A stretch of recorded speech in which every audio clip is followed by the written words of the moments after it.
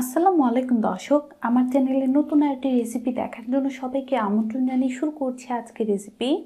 আজ আমি আপনাদেরকে চাউলের গুঁড়া দিয়ে বুন্দিয়া তৈরি করে দেখাবো। আর এই বুন্দিয়াটা কিন্তু বানানোটা খুব সহজ, খেতে কিন্তু ভীষণ মজা। তাহলে ভিডিওটি শুরু থেকে শেষ পর্যন্ত দেখতে থাকুন। চালের গুঁড়ার বুন্দিয়া তৈরির জন্য চুলার মধ্যে আমি একটা প্যান বসিয়ে দিলাম, আর এই প্যানের মধ্যে বুন্দিয়া শিরাটা তৈরি করে নেব। আর শিরা তৈরির জন্য আমি এখানে 1 কাপ পরিমাণ পানি নিয়ে নিলাম, পানিটা দিয়ে দিলাম। আর এখানে আমি 2 কাপ পরিমাণ চিনি নিয়ে নিয়েছি। চেষ্টা করবেন বুন্দিয়া শিরাটা করার সময় একটু বাড়িয়ে করার জন্য। তারপর স্প্যাচুলা দিয়ে চিনি আর পানিটাকে নেড়ে মিশিয়ে বলক আসা পর্যন্ত আমরা অপেক্ষা করব। চালের গুঁড়ার বুন্দিয়া তৈরির জন্য আমি এখানে মেজারমেন্ট কাপের 1 কাপ পরিমাণ আতপ চালের গুঁড়া নিয়েছি। আর এটা কিন্তু শুকনো চালের গুঁড়া। আপনারা চাইলে কিন্তু আতপ চালটাকে ভিজিয়ে তারপর গুঁড়া করে নিতে পারবেন। চালের গুঁড়াটা বাটির মধ্যে নিয়ে নিলাম। সাথে দিয়ে দিচ্ছি আমরা 1/2 কাপ পরিমাণ ময়দা। আচ্ছা, ময়দাটা যদি কারো কাছে না থাকে আপনারা চাইলে আটাটাও দিয়ে দিতে পারবেন। চিনিটা গলে এটা বলক চলে এসেছে, তারপর কিন্তু এটাকে আমি আরও কিছুক্ষণ চুলোর মধ্যে জাল করে নিয়েছিলাম। এখন শিরাটা চেক করে দেখব বুন্দিয়ার জন্য হয়েছে কি না। অল্প করে স্প্যাচুলার মধ্যে শিরা নিয়ে নিলাম, তারপর একটা আঙুল দিয়ে শিরাটা হাতে নিয়ে নিচ্ছি। তারপর দেখছি, এই যে দেখুন শিরাটা আমার আঠালো আঠালো হয়েছে। বুন্দিয়ার জন্য আঠালো আঠালো শিরা লাগবে। আর এই যে ঠিক এমন আঠালো আঠালোই শিরাটা কিন্তু আমাদের বুন্দিয়ার জন্য লাগবে। বুন্দিয়ার শিরাটা যদি আমরা বেশি ভারী করে ফেলি তাহলে কিন্তু বুন্দিয়ার ভিতরে শিরা ঢুকবে না। তো শিরাটা আমাদের হয়ে গিয়েছে, এই শিরাটাকে এখন আমি নামিয়ে নিব। তারপর দিয়ে দিচ্ছি 1/4 চা চামচ লবণ, ময়দা আর চালের গুঁড়াটা আমি একটা হুইস্কের সাহায্যে মিশিয়ে নিচ্ছি। মিশিয়ে নিলাম। 1 কাপ পরিমাণ নর্মাল পানি নিলাম। অল্প অল্প পানি দিব আর বুন্দিয়ার জন্য ব্যাটারটা করে নিব। আমি এখানে 1 কাপ পরিমাণ পানি নিয়েছি, আমার কিন্তু পানি আরও লাগতে পারে। ব্যাটারটা করার পর আমি আপনাদেরকে বলে দিচ্ছি আমার পানির পরিমাণ কতটুকু লেগেছে।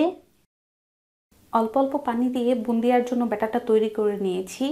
আমি যে 1 কাপ পানি প্রথমে নিয়েছিলাম সেটা আমার লেগে গিয়েছে, তারপর কিন্তু আমি এখানে আরও 1/2 কাপ পানি নিয়ে নিয়েছিলাম। মোট হয়েছে আমার 1.5 কাপ পানি। আর 1.5 কাপ পানি দিয়ে আমার এই বুন্দিয়ার ব্যাটারটা হয়েছে।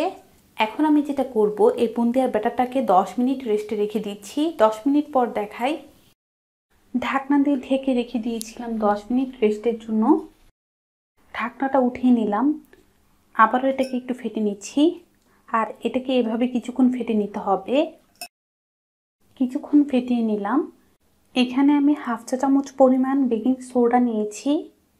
আপনাদের কাছে যদি বেকিং সোডাটা না থাকে আপনারা চাইলে কিন্তু বেকিং পাউডারটাও দিয়ে দিতে পারবেন। বেকিং পাউডার যদি আমরা এখানে দিই তাহলে কিন্তু আমাদের পাউডারের পরিমাণটা বাড়িয়ে দিতে হবে। অনেকেই প্রশ্ন করেন যে মেজারমেন্ট কাপ না থাকলে কি দিয়ে মেপে নিব।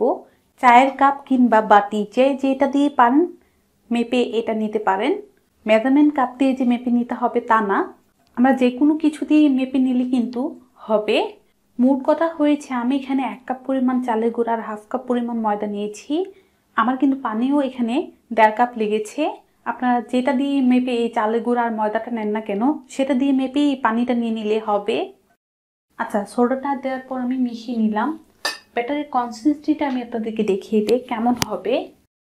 এই যে দেখুন ঠিক এমন একটা কনসিস্টেন্সি হবে। আর ব্যাটারটা করার সময় যেন ব্যাটারটা স্মুথ হয়। আমার ব্যাটারটা দেখুন কতটা স্মুথ হয়েছে। বেশি পাতলা করে ফেললে কিন্তু বুন্দিয়া হবে না, মানে আমরা যখন কড়াইতে বুন্দিয়া বানানোর জন্য দিব ব্যাটারটা কিন্তু দেওয়ার পর একদম ছড়ে যাবে। ঠিক এমন একটা ব্যাটার লাগবে আমাদের বুন্দিয়ার জন্য। আর 1.5 কাপ পানি কেন বলেছি দেওয়ার জন্য, যেহেতু চালের গুঁড়াটা আমি শুকনা চালের গুঁড়া নিয়েছি, 10 মিনিট রেস্টে রাখার কারণে কিন্তু চালের গুঁড়াটাও অনেকটা পানি সুপ করে নিয়েছে। আমি এখানে 3টি বাটি নিয়েছি, আর যে ব্যাটারটা করেছিলাম এই 3টি বাটির মধ্যে ব্যাটার অল্প অল্প করে নিয়ে নিয়েছি। আচ্ছা, এই ব্যাটারটা দিয়ে আমি যেটা করব, আমি এই বুন্দিয়াগুলো কয়েকটা কালারে তৈরি করব, যার কারণে এই ব্যাটারগুলো আমি আলাদা করে নিলাম। আপনারা চাইলে কিন্তু নর্মালি এভাবেও বানিয়ে নিতে পারবেন কোনো রকমের কালার ছাড়া। জাস্ট আমি বুন্দিয়াগুলোর সৌন্দর্যটা আরও বাড়ানোর জন্য এই কালারটা দেয়া। স্বাদের দিকে কিন্তু কোনো হেরফের হবে না। প্রথমে আমরা রেড কালার দিয়ে দিচ্ছি, অল্প করে রেড কালার দিয়ে দিলাম। তারপর এই রেড কালারটাকে ব্যাটারের সাথে ভালো করে মিশিয়ে নিতে হবে। রেড কালারটা আমি মিশিয়ে নিলাম, এই যে দেখুন এই বাটিটাকে সাইড করে নিচ্ছি। আর এটার মধ্যে আমি গ্রিন কালার দিয়ে দিচ্ছি গ্রিন ফুড কালার। তারপর এই কালারটা দিয়েও আবারও মিশিয়ে নিচ্ছি। আমি এই কালারটাও মিশিয়ে নিলাম। তারপর নিয়ে নিচ্ছি এই বাটিটা, তারপর দিয়ে দিচ্ছি অরেঞ্জ ফুড কালার। আবার এটাকে মিশিয়ে নিচ্ছি। এই যে মিশিয়ে নিলাম। বুন্দিয়াগুলো ভাজার জন্য চলে যাচ্ছি চুলায়। বুন্দিয়া ভাজার জন্য চুলার মধ্যে আমি একটা ফ্রাই প্যান বসিয়ে তেল দিয়েছি গরম হওয়ার জন্য। আর চেক করে দেখছি তেলটা গরম হয়েছে কিনা। অল্প করে ব্যাটার দিয়ে দেখছি। তেলটা কিন্তু আমাদের আরও গরম হতে হবে।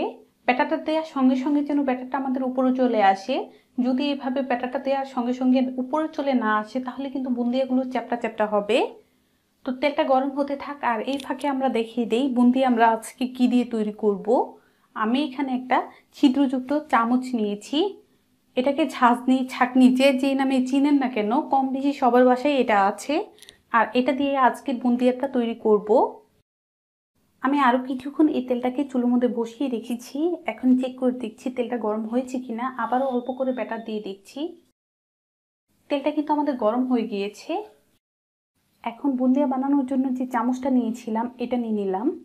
আর বুন্দিয়ার ব্যাটার ঢেলে দিচ্ছি এই চামচের উপর। বেশি উপরে কিন্তু চামচটা রাখা যাবে না, আর ঝাঁকাঝাঁকিও করা যাবে না। ঠিক এভাবে ধরে রাখলেই কিন্তু হবে। আর দেখুন, একটা আঙুল দিয়ে এভাবে একটু টুকা দিয়ে দিতে পারেন। কিছু দিয়ে দিলাম। আর দেখুন মাশাআল্লাহ কত সুন্দর হয়ে ফুলে উঠেছে। এগুলো কিন্তু আমার ভাজা হয়ে গিয়েছে। আমি আপনাদেরকে উঠিয়ে দেখাই। এই যে আমি আপনাদেরকে রেড কালার দিয়ে বানিয়ে দেখেছি, আরেকটি কালার দিয়ে বানিয়ে দেখাই। আবারও এই চামচটা নিয়ে নিয়েছি। আর যতবার আমরা বুন্দিয়াগুলো বানাতে যাব এই চামচটাকে কিন্তু আমাদের পরিষ্কার করে নিতে হবে, না হলে কিন্তু বুন্দিয়াগুলো পারফেক্ট হবে না।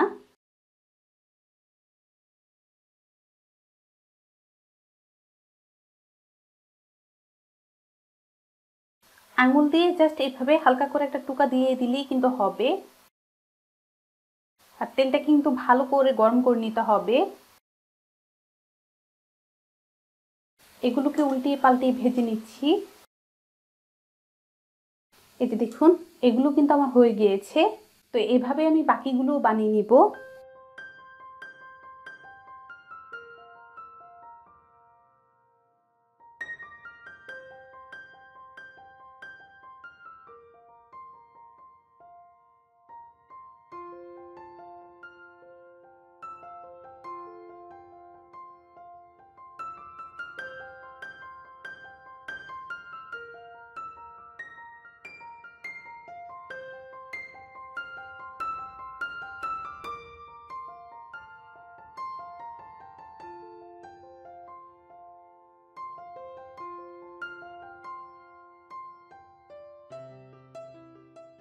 সবগুলো বুন্দিয়া আমি বানিয়ে নিলাম। বুন্দিয়াগুলোকে এভাবে একটু মিশিয়ে নিব। আরেকটা জিনিস আমি আপনাদেরকে দেখিয়ে দিই, আমার কিন্তু এখানে গোলও হয়েছে, আবার একটু লম্বাটি বের হয়েছে। দেখুন মানে বুন্দিয়ার লেজ বের হয়েছে। আর যথেষ্ট ক্রিস্পি হয়েছে এই বুন্দিয়াগুলো। এখন আমাদের যেটা করতে হবে, আমি যে শিরাটা আগেই বানিয়ে রেখেছিলাম এই শিরাটাকেই কিন্তু আমি আবারও চুলোর মধ্যে বসিয়ে গরম করে নিলাম। তারপর যেটা করতে হবে, যে বুন্দিয়াগুলো বানিয়ে রেখেছি এগুলো শিরার মধ্যে দিয়ে দিচ্ছি।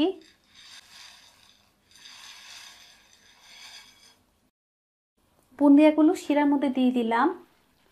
স্প্যাচুলা দিয়ে শিরার সাথে বুন্দিয়াগুলোকে আমি একটু উল্টিয়ে পাল্টিয়ে নিচ্ছি। এখন এই বুন্দিয়াগুলোকে আমি একটা ঢাকনা দিয়ে ঢেকে কিছুক্ষণ জাল করে নিচ্ছি। ঢাকনা দিয়ে ঢেকে কিছুক্ষণ জাল করে নিলাম। আর এই যে দেখুন বুন্দিয়াগুলো, এখন আমি চুলোটা বন্ধ করে এই বুন্দিয়াগুলো কিছুক্ষণ এই শিরার মধ্যে রেখে দিব। তাহলে কিন্তু আমাদের বুন্দিয়াগুলো শিরাটাকে ভালো করে স্যুপ করে নিতে পারবে। তো কিছুক্ষণ রাখার পর দেখাই। কিছুক্ষণের জন্য বুন্দিয়াগুলোকে রেখে দিয়েছিলাম শিরার মধ্যে, আর বুন্দিয়াগুলো ঠান্ডা হয়ে গিয়েছে। আমি এখানে একটা প্লেট নিয়েছি, আর এই প্লেটের মধ্যে সার্ভ করে নিচ্ছি। একদম কিন্তু রসের টইটম্বুর হয়ে গিয়েছে, আর বুন্দিয়াগুলো কিন্তু সফট হয়ে গিয়েছে। আপনারা যদি কেউ ক্রিস্পি খেতে চান সেক্ষেত্রে কি করতে হবে, যখনই আমরা রসটাকে গরম করে নিব তারপর কিন্তু এই রসের মধ্যে দেওয়ার পর আর জাল করার কোনো প্রয়োজন নাই। জাস্ট এই রসে দিয়ে ঢাকনা দিয়ে ঢেকে রেখে দিলেই হবে। যদি কেউ ক্রিস্পি করে এই বুন্দিয়াটা খেতে চান আর আমার মতো সফট করে খেতে চাইলে আমি যে প্রসেসটা দেখিয়েছি সেভাবে করে নিলেই হবে। আমি আশা করছি রেসিপিটি ভালো লেগেছে আর কারো উপকার আসবে। রেসিপিটি ভালো লাগলে অবশ্যই একটা লাইক দিবেন, চ্যানেলটাকে সাবস্ক্রাইব করবেন, পাশে থাকা বেল আইকনটিতে ক্লিক করবেন নতুন আর মজার রেসিপি পাওয়ার জন্য। সবাই ভালো থাকবেন, সুস্থ থাকবেন। আবার কোনো নতুন রেসিপি নিয়ে দেখা হবে। আল্লাহ হাফেজ।